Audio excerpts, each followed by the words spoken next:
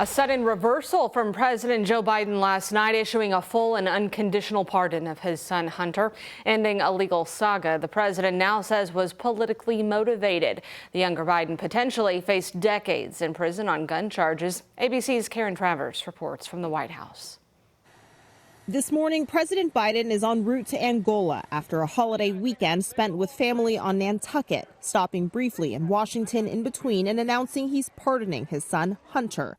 Hunter was convicted of lying on a form about his drug use when he purchased a gun and in a separate case agreed to plead guilty to tax charges. Biden argues his son's charges came about only after several of my political opponents in Congress instigated them to attack me and oppose my election. The president's decision is a reversal from a position he held for months. And have you ruled out a pardon for your son?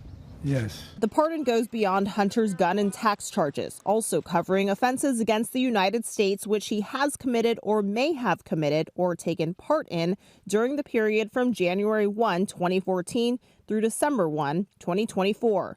The chairman of the House Oversight Committee, a Republican, accuses Biden of skirting accountability. Democratic House Representative Greg Stanton of Arizona also criticized Biden's decision, saying Hunter committed felonies and was convicted by a jury of his peers. Biden is not the first president to use his pardon powers before leaving office. President Clinton pardoned a former business partner and his half-brother, Roger Clinton. President Trump pardoned Charles Kushner, his son-in-law's father, and just announced as Trump's pick for ambassador to France.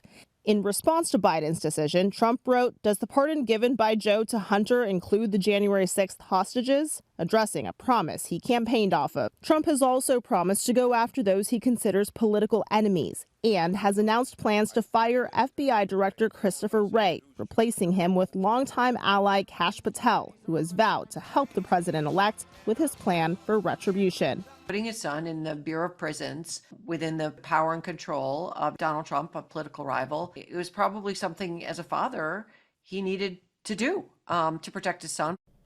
Hunter Biden potentially faced decades in prison. In a statement, he said he will not take this decision for granted and will devote the life he has rebuilt in his sobriety to helping those who are sick and suffering.